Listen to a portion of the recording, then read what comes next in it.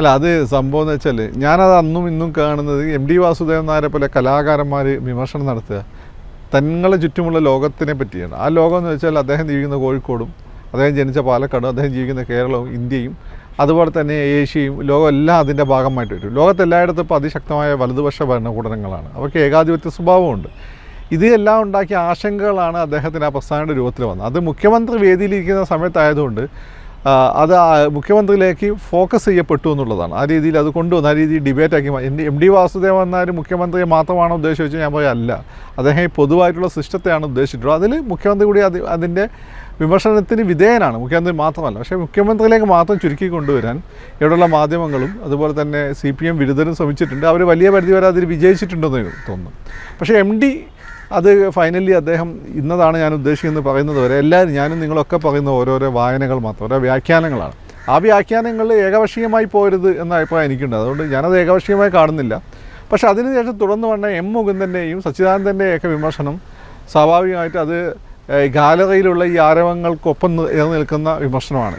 ഇതെല്ലാം കൂടി വരുമ്പോൾ ഈ പിണറായി വിജയൻ എന്തോ ഒരു ദുഷ്ടനാണെന്നുള്ള ഫീൽ നാട്ടുകാരുടെ ഉണ്ടാക്കാൻ അത് ചിലപ്പം കാരണമായി തരും. അത് പാർട്ടി വളരെ സീരിയസ് ആയിട്ട് കൈകാര്യം ചെയ്യേണ്ട വിഷയമാണ്. കാരണം ഈ MDനെ പോലുള്ള ആൾ തുടക്കമിട്ട് ഞാൻ എന്നെ ആവർത്തി അണ്ടർലൈൻ ചെയ്തത് പറയുന്നു, അത് അദ്ദേഹത്തെ മാത്രമാണ് ഉദ്ദേശിച്ചത് ഞാൻ കരുതുന്നില്ല. പക്ഷേ അതിനുശേഷം ഉണ്ടായിട്ടുള്ള പ്രതികരണങ്ങളും അതിനെ ചുറ്റിപ്പറ്റി ഉണ്ടാക്കിയിട്ടുള്ള മീഡിയ കൺസ്ട്രക്ഷനും പാർട്ടിയെ സംബന്ധിച്ചിടത്തോളം അത് വളരെ യുക്തിസഹമായിട്ട് ബുദ്ധിപൂർവ്വം കൈകാര്യം ചെയ്തിട്ടില്ല, തിരിച്ചടിയാൻ സാധ്യതയുണ്ട്. ഗുണം ചെയ്യുമെന്ന് ചോദിച്ചാൽ ഈ പോകുന്ന സ്ഥലങ്ങളിലൊക്കെ കോൺഗ്രസ് സംവിധാനത്തെ ഒന്ന് ശക്തിപ്പെടുത്താൻ ചിലപ്പോൾ അത് ഗുണം ചെയ്യും. കാരണം എന്ന് വെച്ചാൽ അങ്ങനെ ഉറങ്ങിക്കിടക്കുകയാണല്ലോ, കാര്യമായിട്ട് പണിയൊന്നും ഇല്ലാതെ.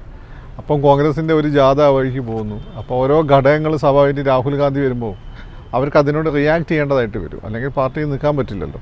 അപ്പോൾ സ്വാഭാവികമായിട്ടും താഴെ തട്ടി ഉന്മേഷം ഉണ്ടാകും. അപ്പോൾ നമ്മളിവിടെ കണ്ടതാണല്ലോ, കോൺഗ്രസ് ആകപ്പാടെ നമ്മൾ കാണുക സെക്രട്ടറിയുടെ മുന്നിൽ MLA ഹൗസിൻ്റെ മുന്നിൽ. പക്ഷേ രാഹുൽ ഗാന്ധി കേരളത്തിലൂടെ യാത്ര ചെയ്ത സമയത്ത് അതാത് ഘടകങ്ങൾ ചുരുങ്ങിയത് ഒരു ബോർഡെങ്കിലും ഫ്ലെക്സെങ്കിലും വെക്കാനുള്ള ഒരു ഊർജ്ജം, ഒരു എന്താ പറയുക ജീവൻ അവർ കാണിച്ചു.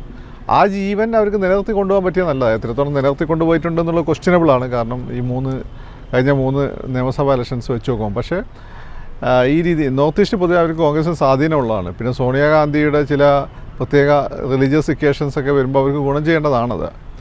അപ്പോൾ അതൊക്കെ അഡ്രസ്സ് ചെയ്യാവുന്ന രീതിയിൽ അത്തരം ചാൻസസ്, അത്തരം പോസിബിലിറ്റീസ് ഉപയോഗിക്കാവുന്ന രീതിയിൽ രാഹുൽ ഗാന്ധിക്ക് യാത്ര സജ്ജീകരിക്കാൻ പറ്റിയാൽ അത് ഗുണകരമായി മാറും. രാഹുലിൻ്റെ റോള് അതിൻ്റെ ഒരു സിമെൻറ്റ് അല്ലെങ്കിൽ എന്താ പറയുക ലൂബ്രിക്കൻ്റ് അല്ലെങ്കിൽ എന്താണ് അതിനെ പരസ്പരം ബോണ്ട് ചെയ്യുന്ന ഒരു ബിൽഡിംഗ് മെറ്റീരിയൽ, അത് സിമെൻറ്റ് തന്നെ അതെന്ന് പറയാം. കാരണം എന്ന് വെച്ചാൽ ഇവരെല്ലാം പല താല്പര്യങ്ങളുള്ള ആളുകളാണ്, റീജിയണലായിട്ട് ശക്തിയുള്ള ആളുകളാണ്. പക്ഷേ ദേശീയമായി ഇവർക്കാർക്കും ശക്തിയില്ല. കോൺഗ്രസ് ഒരേ സമയം റീജിയണൽ പവറുമാണ്, ദേശീയ തലത്തിൽ അവർ സെക്കൻഡ് സൂപ്പർ പവറുമാണ്. സ്വാഭാവികമായിട്ട് ഇവരെ പരസ്പരം യോജിപ്പിച്ച് നിർത്താൻ കോൺഗ്രസ്സിന് മാത്രമേ കഴിയുള്ളൂ. കോൺഗ്രസിൻ്റെ നേതാക്കന്മാരിൽ ഇന്നിപ്പോൾ ഏറ്റവും തലയെടുപ്പുള്ള നേതാവ് രാഹുലാണ്. രാഹുൽ ഇപ്പോൾ നല്ല പക്വത കാണിക്കുന്നുണ്ട്. മാത്രമല്ല അദ്ദേഹം പണ്ടേ അങ്ങനെ അധികാര രാഷ്ട്രീയത്തിൽ താല്പര്യം കാണിച്ചില്ല. എനിക്ക് പ്രധാനമന്ത്രിയാണ്, എനിക്ക് ആഭ്യന്തരമന്ത്രിയാണെന്നുള്ള താല്പര്യമൊന്നും അദ്ദേഹം കാണിച്ചിട്ടില്ല.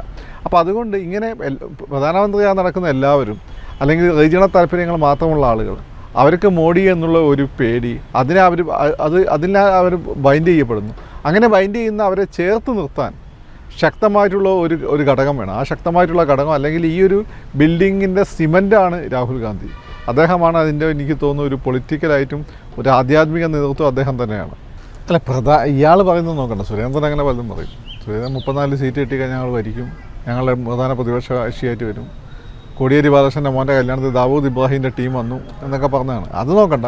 പക്ഷേ ഈ വോട്ട് ബാങ്കുകളെ സ്വാധീനിക്കുന്ന രീതിയിലാണ് ഇപ്പം BJP തൃശ്ശൂരിനെ അവർ ഫോക്കസ് ചെയ്തിരിക്കുന്നത്. ഇപ്പോൾ ഇന്നലെ സുരേഷ് ഗോപി ലോക് മാതാവിൻ്റെ പിന്നെ പള്ളിയിൽ പോവുകയും അവിടെ പിന്നെ എന്താണ് സ്വർണ്ണ കിരീടം കൊടുക്കുകയൊക്കെ ചെയ്തിട്ടുണ്ട്.